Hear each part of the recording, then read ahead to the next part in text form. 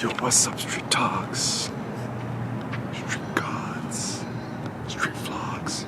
ASMR talks. Eric Kim in the house. Alright, some thoughts. Alright, currently experimenting with the Panasonic Lumix S9. I call it the baby Godzilla on steroids. So, actually a car that I never really gave it much thought is actually the Volkswagen Touareg. The Porsche Cayman, I think. Actually, these rims actually look super cool. And actually, if you look at the overall profile of the car, it kind of looks like a baby Lambo, which I kind of like. What is this? Porsche Cayenne S, right? Yeah, I think this car looks pretty cool. And it's only, the price is pretty good. Only what? $59,000. What's that? $60,000? That's cheaper than a Tesla. Okay. So some thoughts. Currently experimenting with 60 FPS. All right. So some thoughts.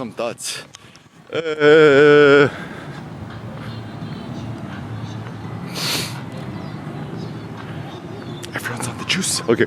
So whether we like it or not, everyone's on the juice. Now, what does this mean? What are the implications of this? So essentially what this means is like, I think, yeah, this is actually super important. Ooh, love the new Toyotas. Toyota. Everyone knows that Toyota is the GOAT.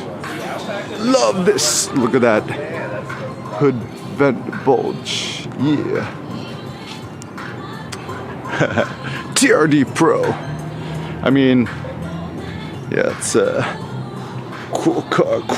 TRD Pro. iForce Max. iForce Max or nothing. Yeah, I kind of like the fender flares. And also because I think it's a hybrid, I think you're getting better MPGs. How much is this? 65,000. Yeah, I think it's pretty cool. What other cool cars we have on the lot? Actually, it's shout out to the Toyota Culver City Cruise. Best dealership of all time. Tell them that Eric Kim sent you the super buff jacked Asian dude who walks around all the time. And actually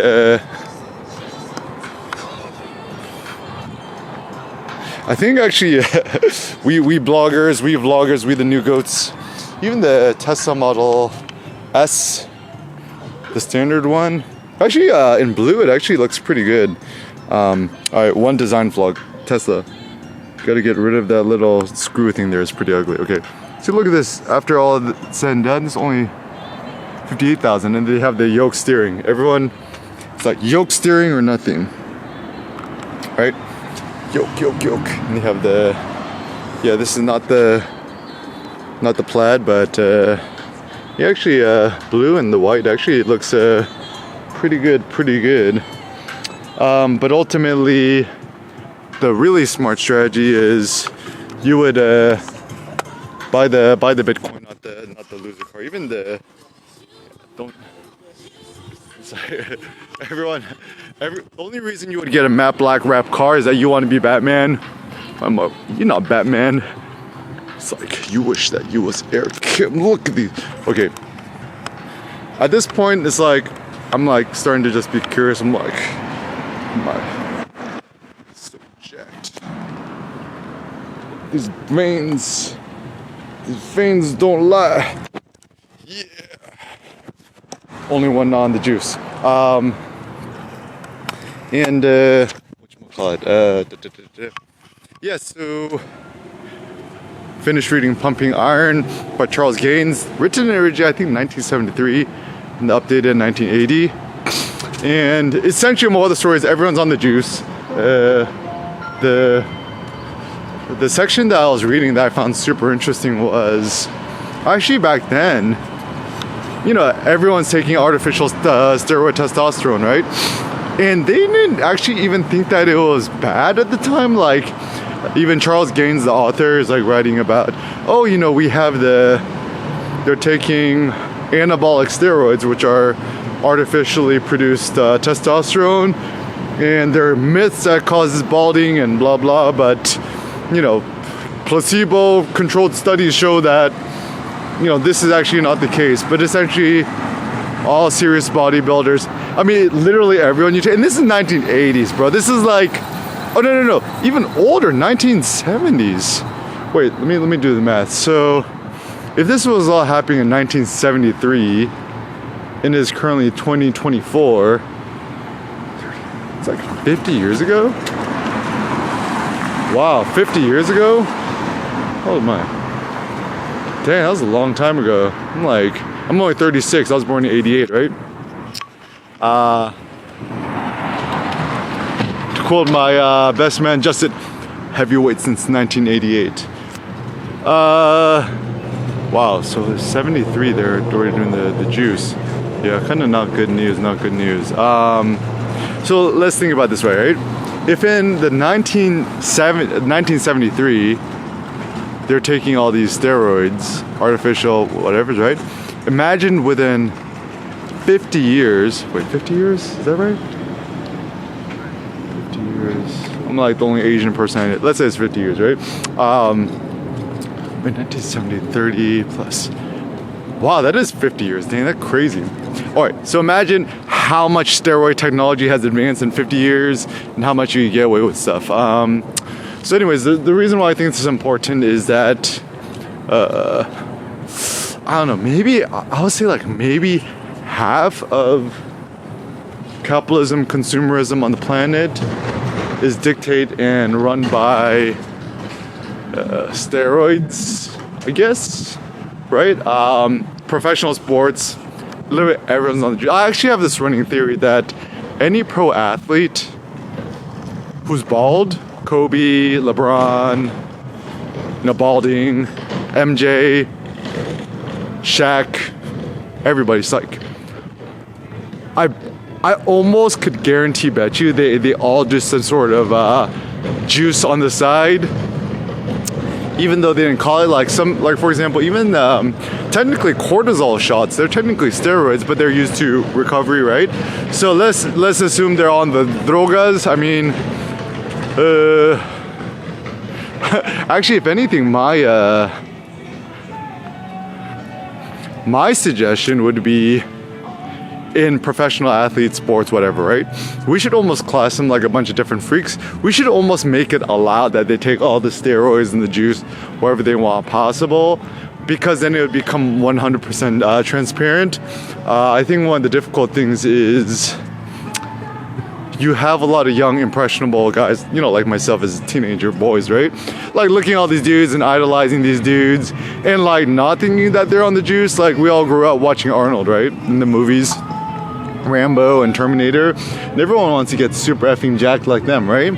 But like there should be like an asterisk saying, you know, this dude takes steroids, right? Even in bodybuilding ads, they just, take our 100% whey on proteins and you be jacked like this person's, and whether that's the case or not is totally falso, right? And the reason why I think this is important is when you give people a false view of reality, which is all of social media, YouTubies, whatevs, right? Things are not good, right? And so, like, the very simple thing I have is if you want to be happier, just delete an Instagram. It's like there's literally like zero harm that's going to be done. If anything, like if I could tell you, you know, you had life-threatening cancer, brain cancer or pancreatic cancer, whatever, right? And you could cure it simply by, you know, deleting Instagram or now TikTok, which is even more insidious because it's essentially it's being run by the Chinese Communist Party, right? The CCP, right? And the reason why this is kind of dangerous is because, you know, Instagram alone is terrible, right? But I think, I mean, this is my theory on why TikTok has become so successful is the ultimate goal of the Chinese Communist Party, the CCP, right, isn't to really monetize TikTok effectively. It's essentially it's like spyware for all of the youths, right? And also the reason why League of Legends, Riot Games, and stuff like that is a positive evil is that, I mean, my thought is essentially the mainland China's way of indoctrinating the minds and the souls of all the youth in America, and then sooner or later is going to want to do some sort of slow and low-key hidden subversion to steal the minds and souls of the youth. So yeah, just don't let none of your kids use that more. Yeah, so but anyways, going back to the thoughts and issues at hand. So yeah, my simple suggestion is,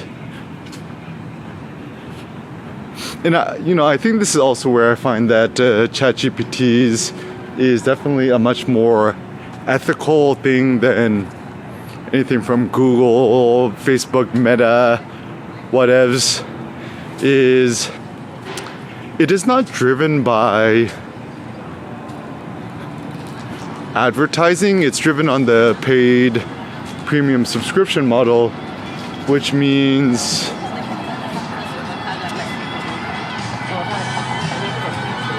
it has a much more transparent model, which I think is also sustainable. It's better to have 300, I don't know, 400 million Americans all paying $20 a month. Let me do the math.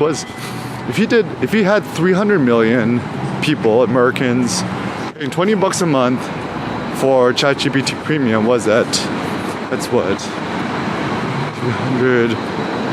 300 million. I need to just, man, my math's so bad. But anyways, it's a lot of money, right? And the reason why advertisement is not sustainable, I just think it's not ethical because, Google AdSense, everything, if it incentivizes kind of radical sensationalism, it's going to make people anxious, depressed, kind of unwell. And so I think Kim's next $1 trillion idea is how to essentially monetize the interwebs in an ethical, profitable fashion. And it's so funny too, because when we're talking about ethics,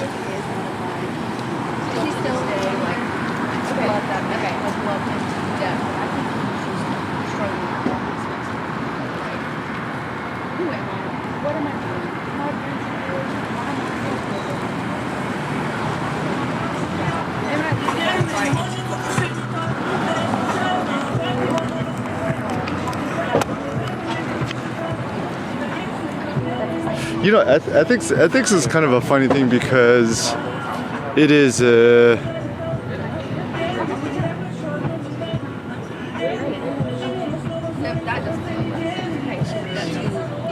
ethics essentially could be gamed any way you want it to be, right? So for example, like when people are like, oh, this is ethical, this is not ethical, blah blahs, I mean, you can't prove ethics, right? And so ethics is obviously subjective, there's no objectivity behind it, and as a consequence,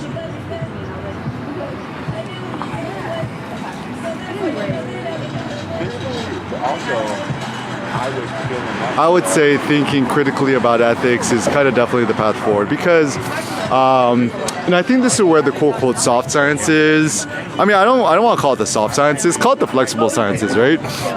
So even sociology, I mean, granted, it's not a real quote science in the hard sense. And then in between that, I'll use the free charges. So I think I'm gonna let it get to 70. And then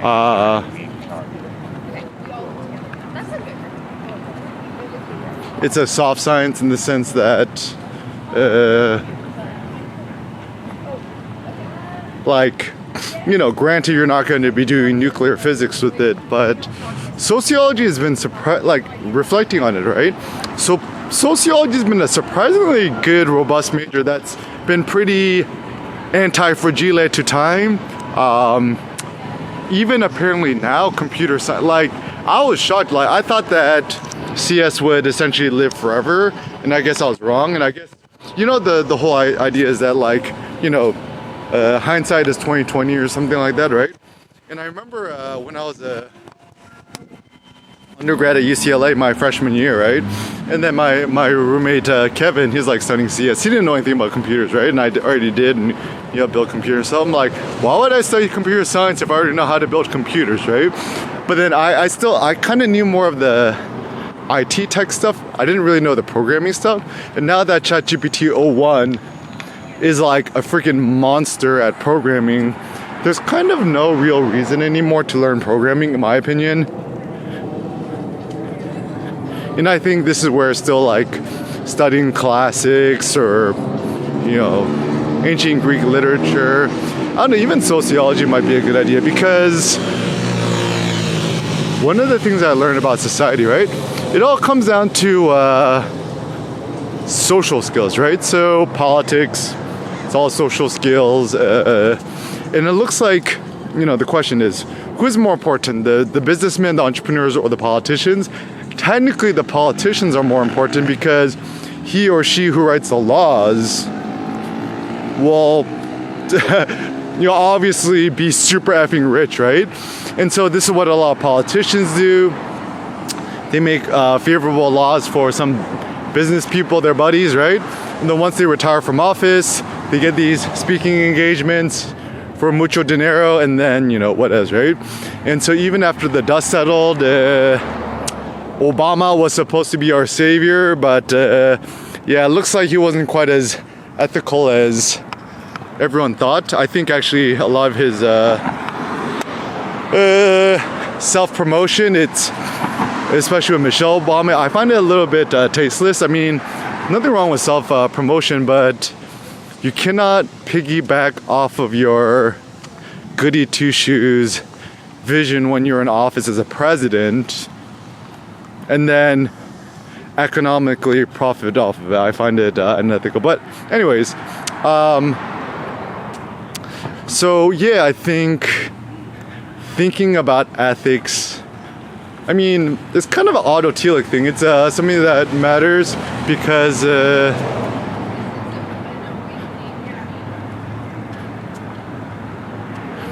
ethics is anti-fragile towards the future and will become more important.